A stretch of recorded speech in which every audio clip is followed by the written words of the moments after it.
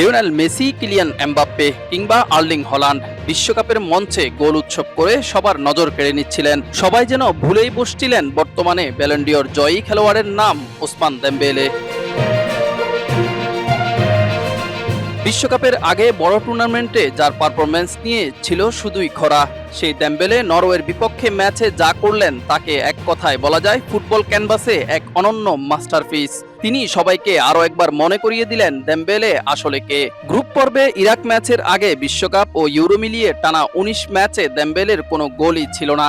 ফ্রান্সের জার্সিতে দেমবেলে মানেই ছিল যেন গোল খরা, কিন্তু নরওয়ের বিপক্ষে দেমবেলের মুভমেন্টগুলো ছিল চোখে পড়ার মতো।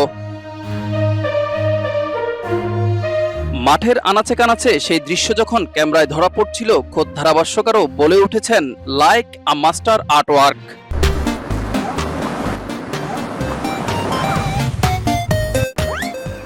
ফরাসি কিংবদন্তি থিওরি অরিও মুগ্ধ হয়ে বলেছেন, ভালো খেলোয়াড় আর বিশ্বমানের খেলোয়াড়ের পার্থক্য এখানেই, যা মানুষকে মুগ্ধ করে।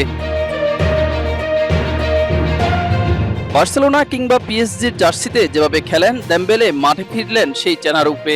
ম্যাচের মাত্র ৭ মিনিটে এমবাপ্পের পাস থেকে বাঁ পায়ের ফিনিশিংয়ে শুরু। ১৩ মিনিট পর আবারও এমবাপ্পের পাস থেকে বাঁ প্রান্ত দিয়ে কাট ইন করে বক্সের বাইরে থেকে নেওয়া সেই ট্রেডমার্ক বাঁকানো শট, যা মনে করিয়ে দিচ্ছিল লিওনেল মেসি কিংবা আরিয়ান রোবেনের সোনালী দিনগুলোকে। খেলার ৩২ মিনিটে বক্সের ভেতর ডিফেন্ডারদের নাচিয়ে যখন হ্যাটট্রিক পূর্ণ করলেন, তখন পুরো স্টেডিয়াম স্তম্ভিত।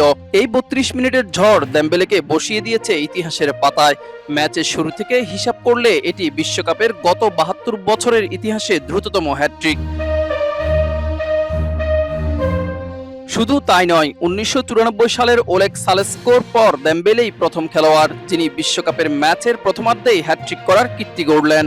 ইতিহাসের চতুর্থ খেলোয়াড় হিসেবে ব্যালন ডি'অর জয় তকমা নিয়ে বিশ্বকাপে হ্যাটট্রিকের এই রাজকীয় ক্লাবে এখন ইউসেবিও, রুমেনিগে এবং ক্রিস্টিয়ানো রোনালদোর পাশে জ্বলজ্বল করছে ওসমান দেমবেলের নাম।